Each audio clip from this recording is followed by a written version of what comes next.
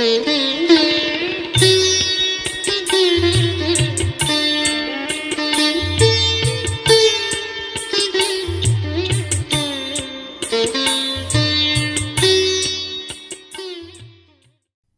श्रीराम का सोना जागना अपनी हवेली में ही रहा।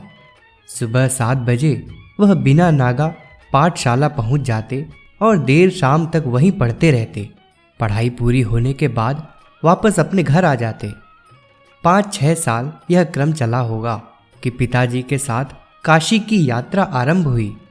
1915 में काशी हिंदू विश्वविद्यालय की स्थापना के समय निश्चित हुआ था कि श्रीराम को यज्ञोपवीत दीक्षा मालवीय जी स्वयं देंगे। उस निर्धारण को ध्यान में रखते हुए 7-8 वर्ष की आयु में पिता ने चिरंजीव का उपनयन नहीं कराया। काशी जाने पर मालवीय जी के निवास पर ही सादे समारोह में यज्ञोपवीत संपन्न हुआ। संस्कार के समय श्रीराम की आयु 11 वर्ष की थी। मालवीय जी ने गायत्री को सर्ववेदमय और ब्रह्म स्वरूप होने के जो उपदेश दिए थे वे रास्ते में ही हर क्षण कानों में गूंजते रहे। 10-12 साल के बालक के लिए ये उपदेश गूढ़ भी थे और सहज ग्राह्य भी। ग्रहण कर लिए जाएं तो पूरे जीवन की दिशा धारा तय हो जाती है। अपनी समझ के अनुसार बालक श्रीराम ने पिताश्री से उपदेशों के बारे में कई जिज्ञासाएं की। गायत्री को कामधेनु क्यों कहा है? ब्राह्मण कौन है? किसे गायत्री सिद्ध होती है? अगर ब्राह्मण को गायत्री सिद्ध होती है तो इस जाति के लोग दीनहीन क्यों होते हैं? गायत्री को शाप किसने दिया? उस शाप का विमोचन कैसे किया जाए? आदि प्रश्नों का समाधान रास्ते में ही हो गया। गुरुदेव ने बाद में पिताजी से मिले सभी समाधानों का समय समय पर उल्लेख किया। वह विवेचन गायत्री साधना के मर्म को स्पष्टतया उद्घाटित करता है। यहाँ इतना ही कि यज्ञोपवीत के बाद बालक श्रीराम ने संध्या गायत्री जप आरंभ कर दिया। यह बात मन में अच्छी तरह बैठ गई थी कि संध्या गायत्री नहीं करने से यज्ञोपवीत भंग हो जाती है। व्यक्ति को व्यात्य संज्ञक अर्थात पतित कहा जाने लगता है और यज्ञोपवीत संस्कार के समय हुआ उसका दूसरा जन्म या मनुष्य जीवन स्थगित हो जाता है। वह अपने आप को द्विज कहने का अधिकार खो देता है। वाराणसी से लौटने के बाद बालक श्रीराम ने अपने लिए हवेली में एक कमरा निश्चित कर लिया। वहां वे जप ध्यान करते, संध्या वंदन के लिए खुले में जाते। यह खुलापन घर की छत पर होता या गांव के बाहर बने शिवालय में। अपने खेत में वट वृक्ष के नीचे भी वे संध्या वंदन के लिए जाते थे। पुत्र को जप ध्यान में इतना नियमित और तन्मय देखकर पिताश्री बहुत प्रसन्न होते थे। वे कहते, श्रीराम अपना ब्राह्मण होना सार्थक करेगा। अपने आप को ही नहीं पूरे कुल को और गायत्री उपासकों को धन्य बनाएगा। पिताश्री जब ब्राह्मण कहते थे तो उनका आशय इस नाम के किसी कुल या जाति में जन्म लेने वाले व्यक्ति से नहीं था। सीधे सादे शब्दों में वे कहते थे, जिसका आचार शुद्ध हो वही ब्राह्मण है।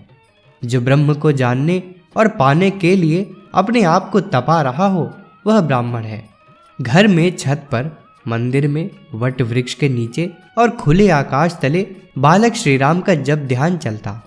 सुबह 5 बजे के लगभग वे उठ जाते और स्नान आदि से निवृत्त होकर संध्या वंदन के लिए बैठ जाते। प्राची में सूर्योदय की लालिमा फैलने तक संध्या वंदन और गायत्री जप के साथ सविता देवता के स्वर्णिम प्रकाश का ध्यान होता। संध्या के सभी कृत्य अनेन संध्योपासनेन कर्मणा श्री परमेश्वरः प्रियताम नमः। ओम तत्सद ब्रह्मार्पणमस्तु के पाठ के बाद संपन्न हो जाता। इस पाठ के साथ जप साधना का पुण्य परमात्मा को ही समर्पित कर बालक श्रीराम वापस लौट आते। 7 बजे पंडित रूपराम की पाठशाला में पहुंच जाते। वहां शिक्षा के साथ आचार आदि का अभ्यास होता। शाम के समय भी सूर्यास्त होने के ठीक पहले सायंकालीन संध्या शुरू हो जाती। तारे दिखाई देने तक वह संध्या कर्म भी पर ब्रह्म को समर्पित हो जाता। यह सिलसिला कई वर्ष तक चला, शायद 4-5 साल। शास्त्रीय मान्यता है कि नियम पूर्वक नियत समय पर विधि विधान से किया गया गायत्री जप तेजी से आध्यात्मिक ऊंचाइयों की ओर ले जाता है। विधि विधान का तात्पर्य अपनी साधना में श्रद्धा विश्वास का समावेश है। जो किया जा रहा है, जो समझाया गया है, उसमें प्रत्यक्ष की तरह विश्वास। कहा गया है कि गायत्री कामधेनु है, तो उसी रूप में मान लिया। यह संदेह नहीं उठा कि यह सिर्फ महत्व बताने के लिए ही है। सच्चाई शायद कुछ और हो। शास्त्र, गुरु और साधना में श्रद्धा सिद्धि के मार्ग पर ले जाती है। 8-10 वर्ष की अवधि में किए गए प्रयोग और उनके फलित परिवार के लोगों को भी इसी निष्कर्ष पर पहुंचाते थे। बालक श्रीराम की श्रद्धा आस्था के लिए ये अनुभव अन्यथा आवश्यक नहीं थे। पुस्तक चेतना की शिखर यात्रा, लेखक डॉक्टर प्रणव पंड्या। अगर आपको हमारी यह वीडियो पसंद आई हो तो इसको लाइक करें, कमेंट और शेयर ज़रूर करें। साथ ही हमारे YouTube चैनल ऋषि चिंतन को सब्सक्राइब कर बेल आइकन भी दबाएं ताकि आपको आने वाले वीडियोस की नोटिफिकेशंस मिलती रहें। धन्यवाद।